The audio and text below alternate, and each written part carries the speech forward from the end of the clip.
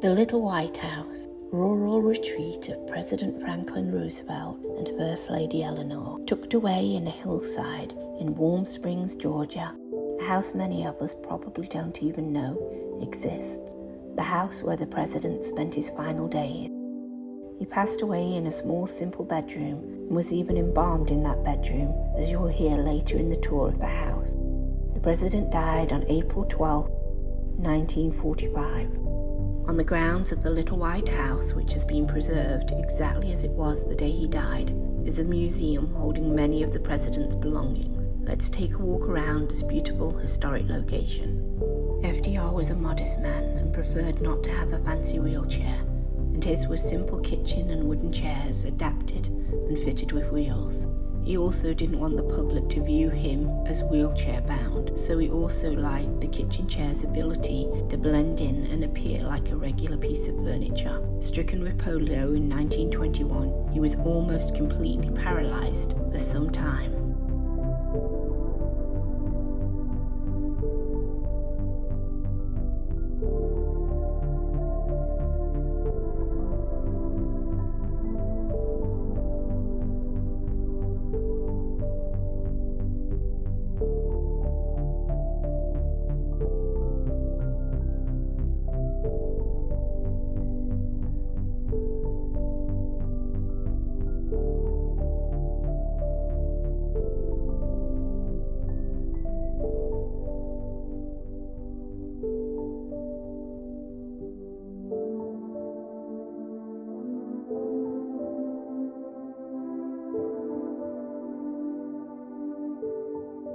FDR initially travelled to Warm Springs in the hopes that it would cure his polio, but soon fell in love with the town and made frequent visits and bathed in the spring-fed pools. This tally-ho stagecoach had transported him from the train to the Little White House.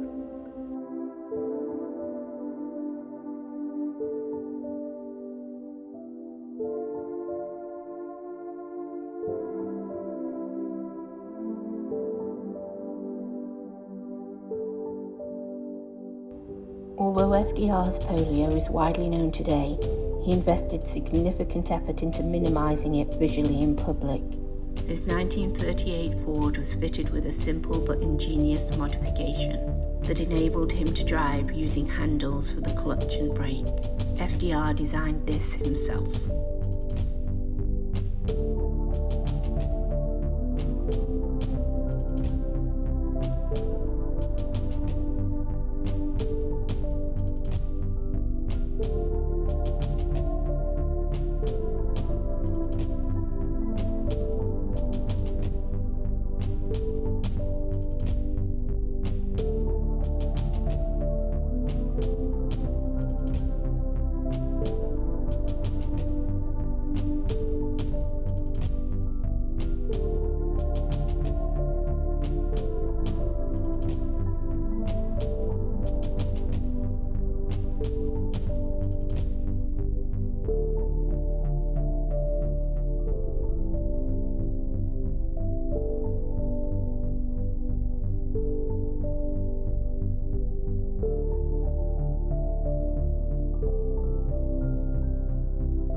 I was not prepared for this amazing collection of FDR's walking sticks.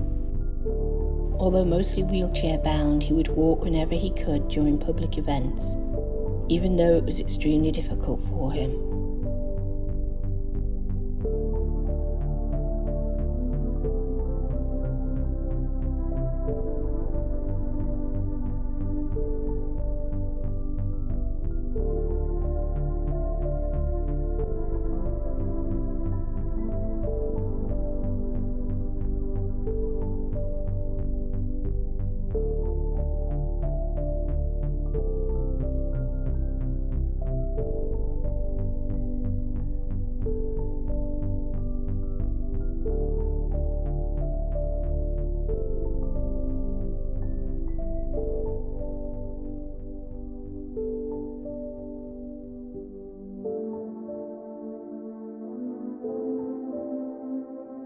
These absolutely beautiful china breakfast tables were used to serve breakfast in bed to the President and First Lady. How lucky we are that it's so easy to imagine FDR sitting in bed, eating breakfast and browsing the morning newspaper, when such historic artifacts have been preserved and shared with us all.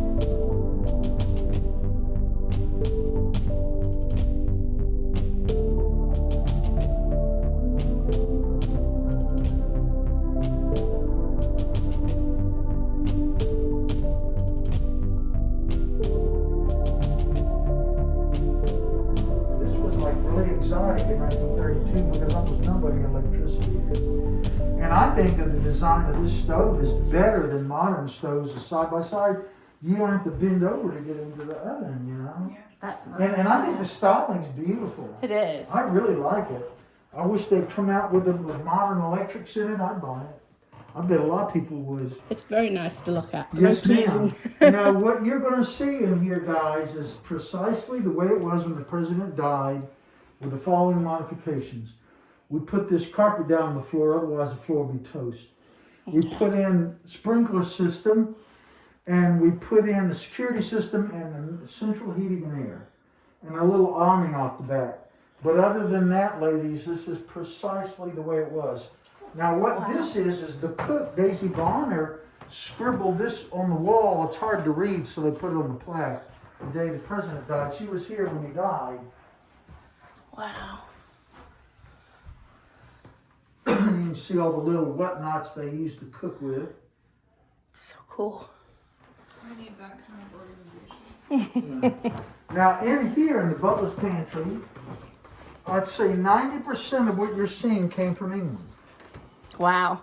Yeah, I believe like it, that yeah. Spode, for example. Yeah. Oh, that beautiful fluted white, which I'm really fond of. Yeah, it's elegant. Yeah. Classy. And you see now how the plates are smaller than today? Because portions were different then. Yes, they were. Yes, ma'am. They were in England when I lived there too. I'm always saying that to people. That I came over here and all of like, it's like, wait, I know, this is a lot of food. I know, exactly. Wow. And you can see that phone had no rotors. It was a ring box. And you know, it's one of those things where you'd have to go through a switchboard. Well, welcome, guys. Come on in. So where are you guys from in there? Well, welcome, welcome. You know, this is in 1932. This was considered exotic. What stove was a pearl? These are like two lines of sugar on there, I think. And you know, so you look at all this. It's not a lot of prep space in my kitchen, but she put out a lot of food, a lot of people. And here, the butler's pantry. Almost all of this came from England. A little bit came from France and Japan, but most of this came from England. And again, I want to point out the size of the plates.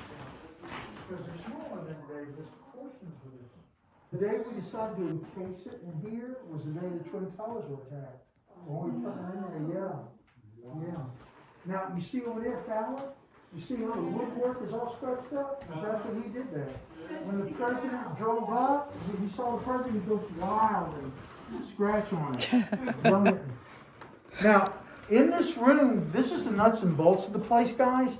This is where it all went down. Now look around and what do you see? Boats, right? Yeah. President Roosevelt was mad about boats.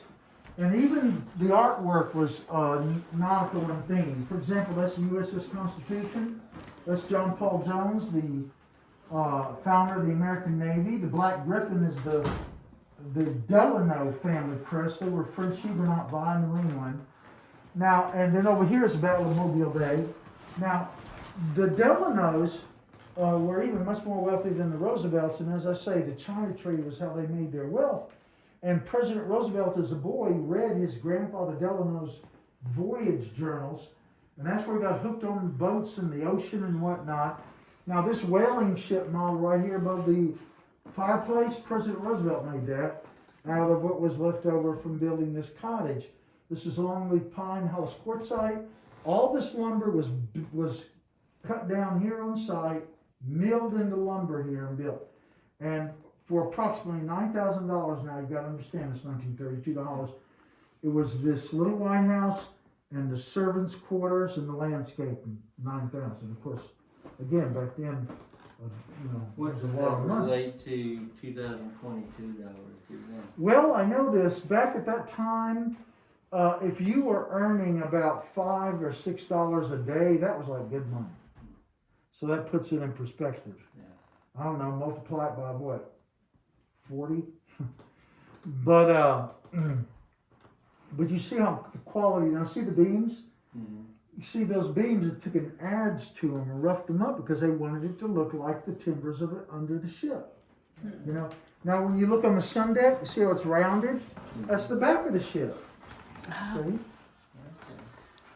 And this furniture in here, oh, and this boat model, that has a fascinating story behind it. It was built by a guy named Giuseppe Galatini from Savannah. And he was an Italian immigrant. He worked in the shipyards in Savannah. He used to be in the Italian Navy. And when a big cedar tree fell on his yard with just a pocket knife, and 6 months later, that's what you got.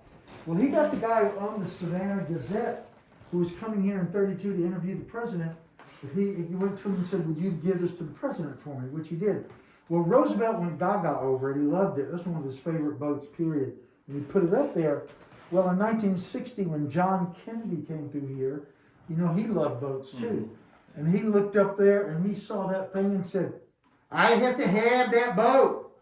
And he got a hold of Galatini, who was by then in his 80s, and asked him to make him one just like it. And he did, but before he could present it to President Kennedy, Dallas happened. Oh. So the other one is in the Maritime Museum in Savannah. Wow. Yeah. Now this over here, this GE, that was considered Star Wars at the time because it did three things. It was a dictaphone, a record player, and a radio. And he would read his speeches into it and play them back and see how they sounded, you know, and tweak them and whatnot. Yeah, now this furniture is Valkill Furniture, a company established by Delano Roosevelt and two of her friends in Hyde Park. Valkill Furniture was known for simplicity and high quality, and she used it to put farmers and unemployed craftsmen back to work. Almost all the furniture in here is Valkill. All the furniture in the guest quarters that you saw and in the servants' quarters is Valkill as well.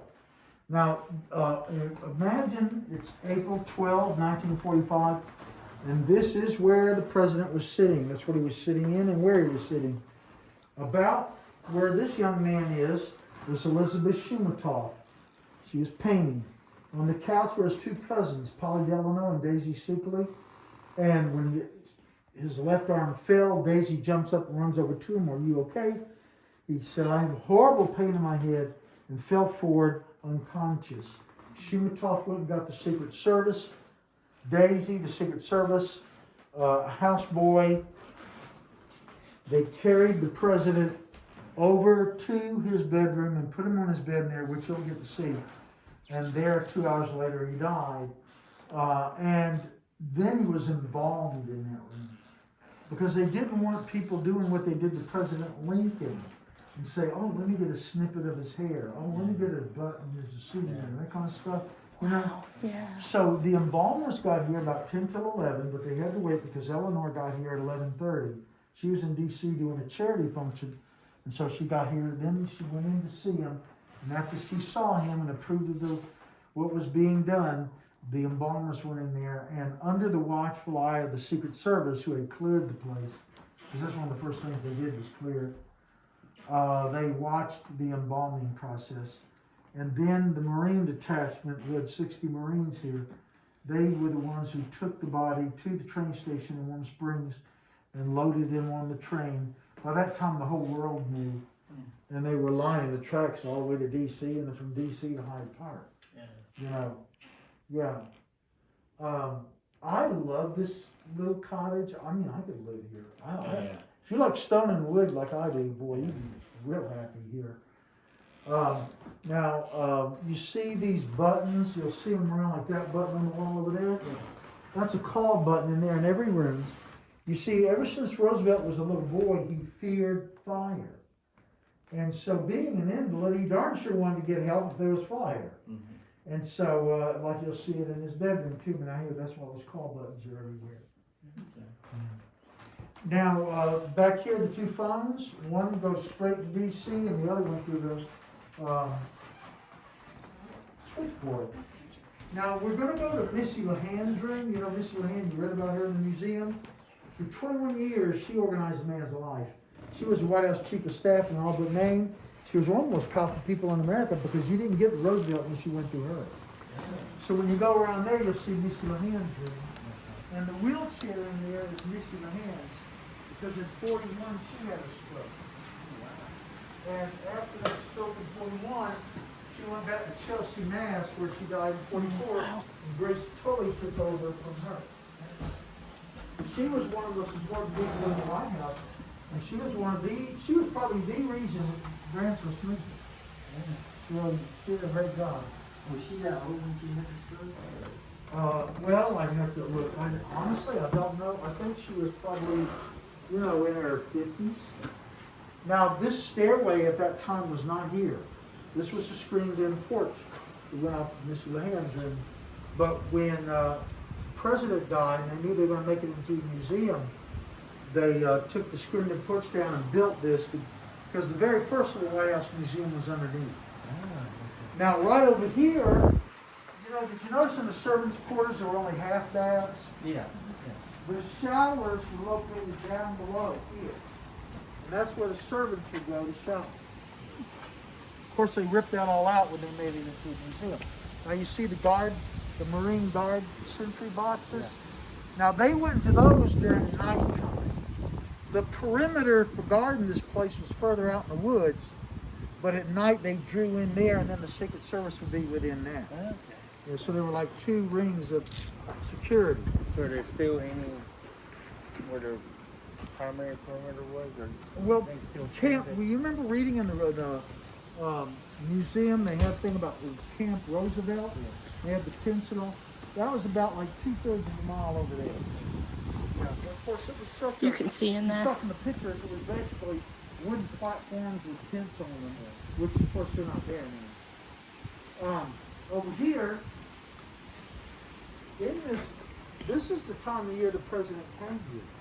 He came in fall and spring because they didn't have air conditioning. Right?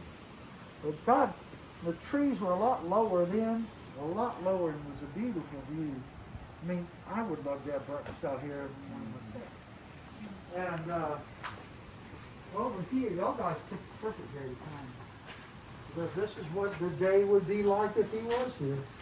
And this is where the servants went in to take their showers.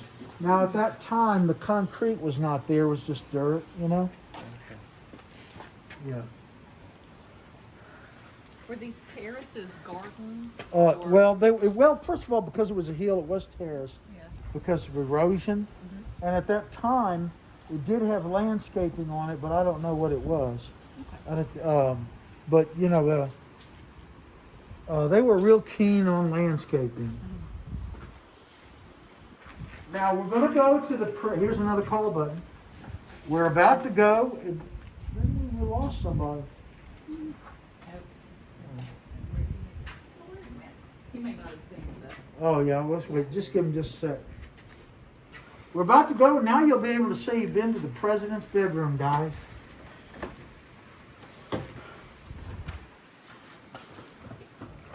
And again, you see how modest it is? This is the president of the United States. And that's what we were talking about. Wow. Imagine a president building a place now, how elaborate it would be. Yes, compared with He he insisted on simplicity. He really did. Because he wanted to be approachable. He wanted the average working man to come see him, not to feel out of place. Plus, this is just what he preferred. There's another call button there. This is where he was laid when died and was embalmed here. Now, those are the bedding is. There wasn't the bedding on there because obviously he got embalmed, but that is bedding that was here, and then they put it there. This guy, I gotta talk about him, Samuel Roseman. He was on the New York Supreme Court, one of his best speechwriters. And when Sam Roseman, who was a teetotal, by the way, and whenever he came here, Roosevelt tried to get him drunk. Because Roosevelt loved his cocktail hours, but they were more than an hour, and he was known for making very stiff drinks. And he would love to try to get Sammy drunk. You know, she was very mischievous now. But again, you can see, I just love this. I could be very happy here. Again, that's Val Kill furniture. Bed's Val Kill. Love that trunk. Oh, I do too. And that's Val Kill. Now this desk was presented to him, but he almost never used it. He did almost 95% of his work in the little card table in there. Yeah. Now when you go into the bathroom, check out the toilet paper. Find a point on it that is the roll of toilet paper that was here. Oh, wow. I kid you not. Look at it. Oh, gosh. You know what I told y'all we couldn't change anything? Yeah. Look at the toilet paper, man. I mean, I kid you not. And like where you see these barriers here, I'm not allowed to go beyond that. Wow. We only have certain archivists that can. Wow. I tell you, honestly, I'm not exaggerating. We can't move a nail in this place without 20 bureaucrats signing off. Wow. That's not surprising. You see, the sink was at the height for when he was in a wheelchair. The tub was lower to help with his valet get him in and out. But that was raised higher if he had his braces on, see? Now, this is Eleanor Roosevelt's room. It has 2 beds because she was always traveling with either her secretary or her daughter. Now, she was only here 15 times. The president was here 41 times. But that's because she was always out and about throughout the country doing his, being his eyes and ears. Now, when she wasn't here and the president was here, then his sons might use it, or close family friends, or Secret Service. So this was Eleanor's room, but it really functioned more like just a spare bedroom. Yeah. Wow.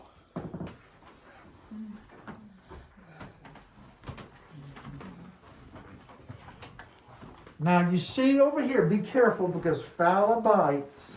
But as I said before, you might have heard, you see where it's all torn up down there on the door? Yeah. Because when the president would pull up when his car out there, foul would go bananas and scratch it all up. That's what he did. Now also, you look over here, guys.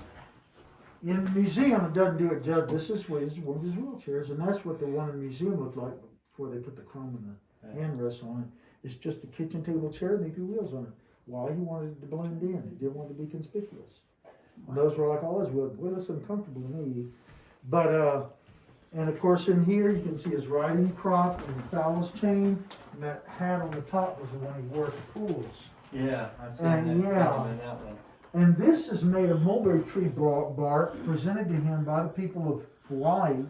Now it used to hang, you said of discoloration, for decades it hung on the wall. And the day that this was being put in this encasement for preservation was the day the Twin Towers were attacked. Here, same day. Yeah. Now over here, guys, look at this picture. This was taken just a few days before he died. If you look at that picture and you look back in that room, you can see that room is kept just the same.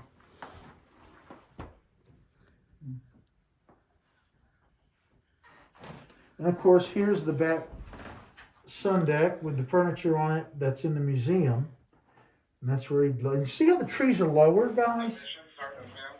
And you can see the faint outline of the ridge right there, and see the screened-in porch I talked about instead of those stairs. Yeah. Yeah. And even this lamp is made from a lightning rod off a ship. Wow. Yeah. You gotta have the stop. Okay, go ahead. No, Let's get in this closet real quick. Okay. Well, I'm gonna hand you off to. yeah, see how part, somebody's got these parts of it. All right, which one is ours?